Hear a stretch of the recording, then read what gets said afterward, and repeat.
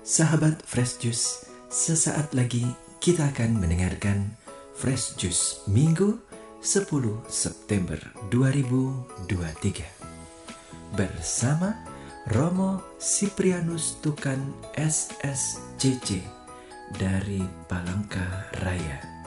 Selamat mendengarkan.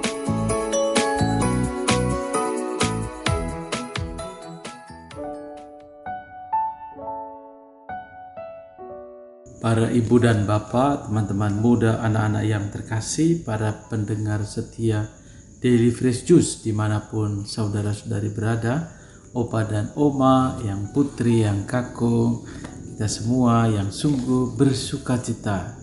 Selamat hari Minggu, selamat merayakan sukacita hari Tuhan ini.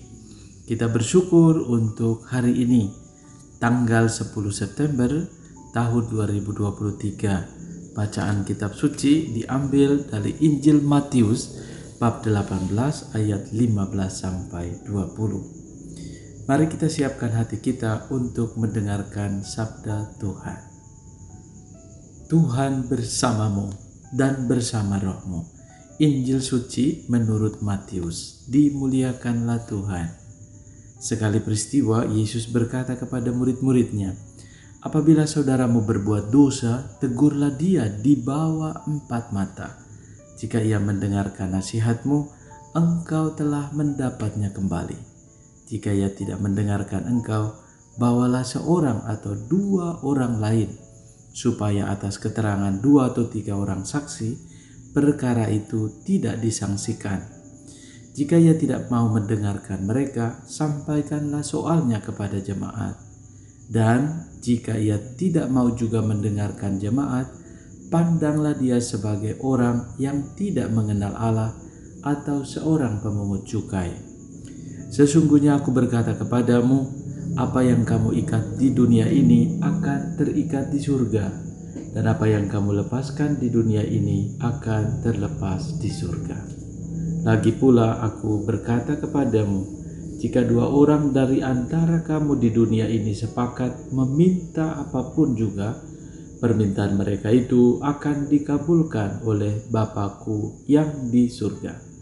Sebab di mana 2 atau 3 orang berkumpul dalam nama-Ku, Aku ada di tengah-tengah mereka."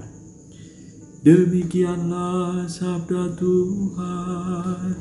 Terpujilah Kristus. Para pendengar setia Daily Fresh Juice dimanapun saudara-saudari berada, selamat hari Minggu. Tuhan memberkati kita semua. Hari ini sungguh menjadi kekuatan bagi kita untuk boleh bersyukur karena Allah menganugerahkan kepada kita firman-Nya untuk menjadi inspirasi bagi kita. Yesus memberikan nasihat kepada kita untuk boleh pertama-tama memberikan koreksi secara bijaksana. Dengan memberi teguran, kita dapat menyelamatkan sesama. Dengan mendengarkan teguran sesama, kita juga diselamatkan. Maka, ajakan bagi kita sekalian untuk boleh mengoreksi diri, juga mengoreksi sesama. Nah, ini yang perlu kita upayakan. Saya mengalami di dalam pengalaman hidup sebagai seorang calon imam sebelum menjadi imam, dan bahkan pada saat masih bertugas di Skolastika Yogyakarta di Formasio pendidikan para calon imam, ada satu sesi atau juga kesempatan, kita menyebutnya sebagai Correctio Fraterna. Correctio Fraterna itu koreksi yang dilandaskan atas dasar persaudaraan. Jadi koreksi atau memberi masukan kepada saudara-saudari, saudara-saudara kita sekomunitas yang bisa jadi pengalaman hidup hariannya, atau juga kita lihat sesuatu yang bisa menjadi bekal baginya untuk memperbaiki diri. Dan itu cara yang dilakukan dengan cara yang bijaksana. Maka saya teringat sekali akan teguran dan juga nasihat yang Yesus sampaikan ini. Nah, Yesus mengajarkan kepada murid-muridnya, apabila saudaramu berbuat dosa, pertama, tegurlah dia di bawah 4 mata. Ini yang boleh menjadi inspirasi bagi kita. Pilihan cara untuk menegur seseorang ini menjadi kekuatan untuk bisa membantu seseorang itu berubah. Bisa jadi kita memiliki niat yang sangat baik untuk memberikan masukan, tetapi bila cara atau pilihan cara yang kita pilih kurang tepat, maka akan menimbulkan reaksi yang tidak sesuai dengan yang kita harapkan.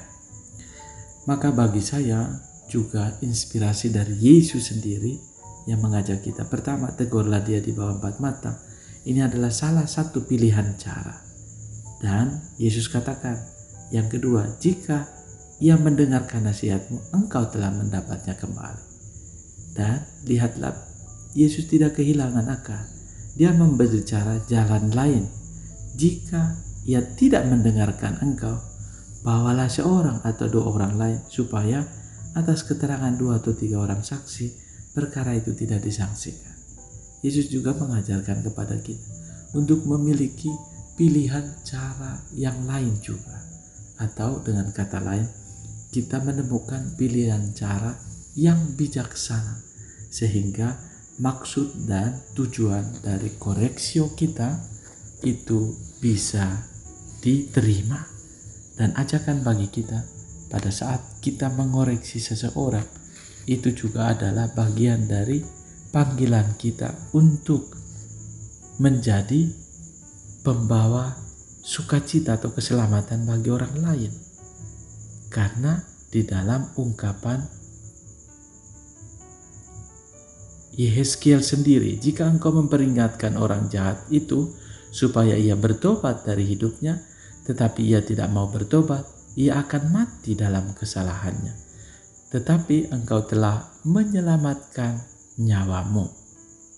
Harapannya bahwa kita juga di dalam kita memberikan koreksio atau memberikan masukan atau kritikan, itu dilandaskan atas dasar semangat saling mencintai, saling menghargai dan menghormati satu sama lain, sehingga apa yang kita berikan berupa masukan atau juga koreksio tadi itu bisa memberi solusi yang terbaik, sehingga orang yang melakukan kesalahan itu bisa menemukan kesadaran dan pada akhirnya ia pun bertobat.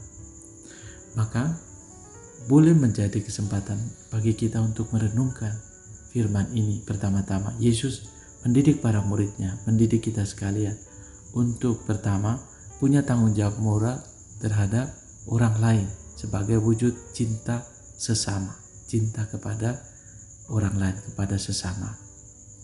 Nah, yang kedua, dengan mengasihi dan mencintai sesama dengan motivasi yang demikian, bila seseorang itu salah, maka kita perlu menemukan pilihan cara yang tepat dan bijaksana untuk memberikan koreksio atau memberikan masukan, memberikan input, memberikan hal yang baik, dilandaskan atas dasar cinta dan menghargai serta menghormati.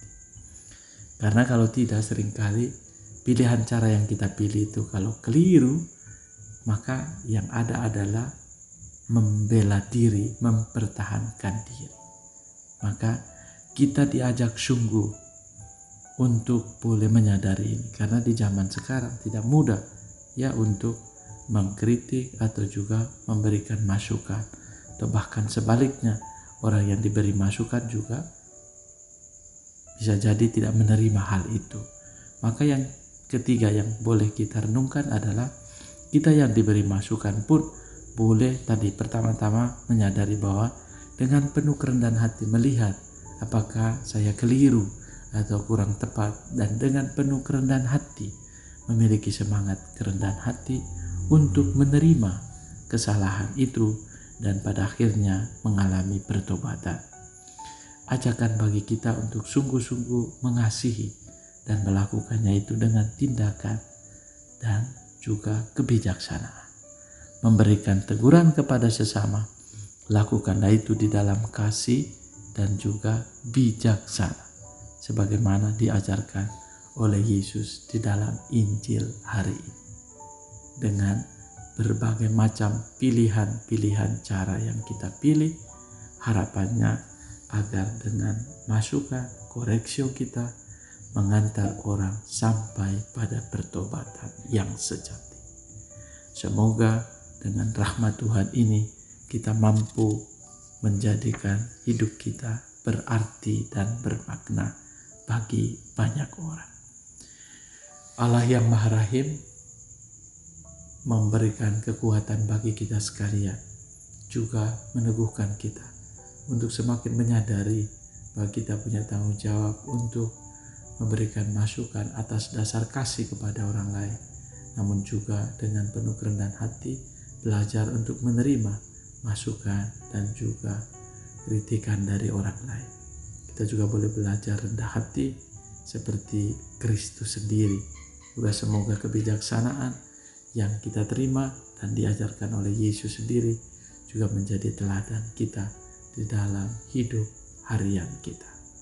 Tuhan menganugerahkan berkat bagi keluarga dan komunitas, juga untuk semua mereka yang merayakan hari ulang tahun kelahiran pada hari ini dan sukacita kita di hari Minggu ini.